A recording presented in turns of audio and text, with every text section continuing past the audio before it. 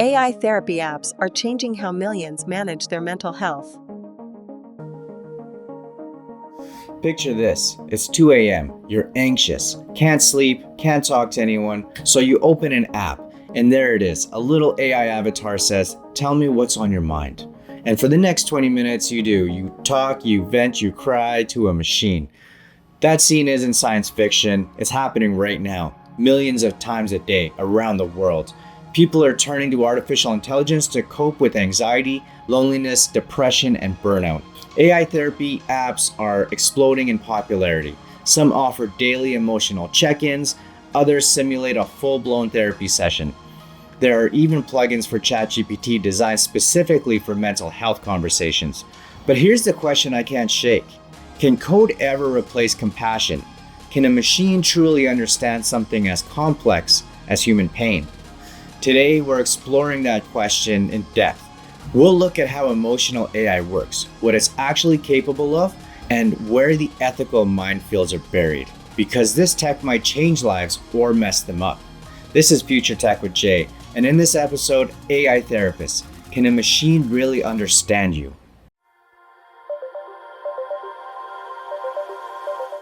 Let's go back a few years. Mental health was already a growing concern, but then came the COVID pandemic. Isolation, job loss, fear, uncertainty, all hit at once. And for many people, the cracks started to show. Availability is getting harder for mental health care. Statistics show that depression and anxiety are at an all-time high as people struggle to find support. Suddenly, getting help wasn't just hard, it was nearly impossible. Therapists were booked months in advance. Clinics were overwhelmed, and for people without insurance or access to care, the system just wasn't built for them. That's where AI stepped in. Quietly at first, apps like Woebot and Wysa popped up on the app stores, claiming they could support your mental health using artificial intelligence. At first, they sounded like just another wellness trend, but they caught on fast. Woebot now has over 1 million downloads. Replika, originally marketed as a friendly chatbot, started being used as an emotional companion by millions of people. Some even fell in love with it. Yeah, it turns out that when people feel unheard, they'll talk to anything that listens, even if it's not a human. Add in ChatGPT and the whole thing exploded. People were using it for journal prompts, emotional support, even mock therapy sessions. There's an entire subreddit of people asking ChatGPT for life advice, sometimes serious, sometimes heartbreaking. Now let me be clear, these AI tools are not licensed therapists. They're not meant to diagnose or treat, but in a world where so many people feel like they're drowning emotionally, any form of comfort can feel like a lifeline. We're living in a time where loneliness is at an all-time high, and for some, these digital companions are more reliable than any human they know. But is that a solution or just a symptom of something deeper? Let's talk about how these machines even begin to understand us. AI doesn't feel emotions, it doesn't have a bad day, it doesn't know what grief or joy or heartbreak actually feels like, but it's really good at noticing patterns.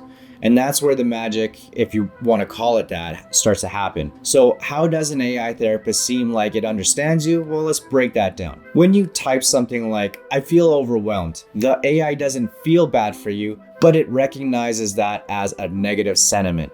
It's seen it 1 million times. It's like having read every sad journal entry ever posted online. The AI doesn't know what sadness is, but it's seen what sadness looks like. Some platforms also use memory, kind of. It might remember that you were anxious yesterday or that you mentioned your mom was sick, so it brings it up today. That's not empathy, that's contextual mirroring. Other systems take it even further. They analyze your voice tone, your face, even your heart rate or breathing if you're wearing a wearable device. There are even models trained using techniques from cognitive behavioral therapy. They'll reflect your thoughts, challenges, negative patterns, and offer encouragement. But when an AI says, "That must be hard," does it mean it? No. Still, if it helps you feeling heard, does that matter? This is where it gets murky. We know it's simulated empathy, but humans are wired to respond emotionally, even when we know the other side isn't real. So maybe the better question isn't, can AI feel? Maybe it's, what does it mean to feel understood? And does it have to come from a person? Let's look at what AI therapy does well and where it shows real promise. We've been pretty analytical, but let's give credit where it's due. AI therapy tools are helping people. Don't take my word for it, the feedback is there. People say these tools help them process emotions, build healthy habits, and feel less alone. So millions of people these days, especially millennials and younger, are using it as this quiet daily companion, and especially in a lot of the ways for mental health. For some, AI support is a stepping stone to getting real help. For others, it's the only help they have access to. Well, let's break that down. 24/7 access. AI doesn't sleep. It doesn't cancel. It's there at 3 a.m. when no one else is. No judgment. People open up to AI in ways they sometimes can't with real people. It's affordable. Most AI apps are free or cost next to nothing compared to traditional therapy. AI skill building. Many apps guide you through breathing, journaling, CBT style exercises. What about the scalability? We're facing a global mental health crisis, and AI might help shoulder that heavy load. These tools aren't perfect, but they're filling a gap. And in some cases, enough to make a difference. Every promise comes with a price. Let's talk about the risks. Companion-like artificial intelligence apps could really pose some risks to children, also teenagers. Behind every friendly chatbot lies a complex set of risks, like bad advice. AI can't always tell the difference between venting and a real emergency. It doesn't always know what not to say. That can be dangerous. What about your privacy? Where do your chats go? Are they encrypted? Are they sold? So it's not like talking to a professional therapist where you would have some sort of confidentiality in almost all cases. Many apps train their models on your conversations. What about emotional dependency? Some people get hooked on their AI companions. They isolate, they trust the bot more than actual people. What about the regulations? Most of these apps are unregulated. On artificial intelligence, governance will be key. The biggest challenges for parliamentarians in legislating AI is how fast-paced this area is. No license, no accountability, no guarantee they're acting ethically.